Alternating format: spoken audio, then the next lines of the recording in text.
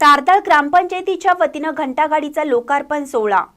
हातकणंगले तालुक्यातील तारदाळ ग्रामपंचायतीच्या 15व्या वित्त आयोग निधीमधून खरेदी केलेल्या नवीन घंटागाडीचे उपस्थित मान्यवरांच्या हस्ते विधिवत पूजन करून लोकार्पण करण्यात आले।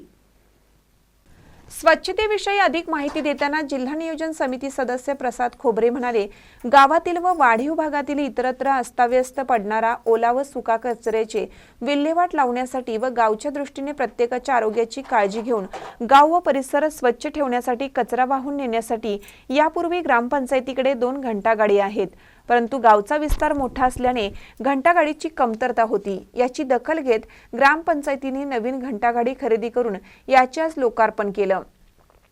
तसेच भविष्यात प्रत्येक प्रभागात 1 घंटागाडीची उपलब्धता पंचायत करणार असल्याचे त्यांनी सांगितले।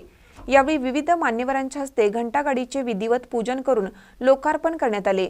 सदर कार्यक्रम प्रसंगी सरपंच पल्लवी पोवार, उपसरपंच मृत्युंजय पाटील, अंजना शिंदे, विनोद कोराणे, भीमराव बन्ने, शिवगोंडा पाटील, सचिन पोवार, दीपाली कोराणे, विमल पोवार, प्रवीण पाटील, सूर्यकांत जाधव, सूरज कोळी, चंद्रकांत तांबवे, अकबर करडी, रणजित पोवार, सुनील पाटील, सुरेश पोवार, वसंत चौगले, रमेश नरमदे, सतीश नरमदे, सुखदेव कोळी, निलेश पोवार, महादेव चोपडे यांच्यासह अनेक मान्यवर व ग्रामस्थ मोठ्या संख्येने उपस्थित होते।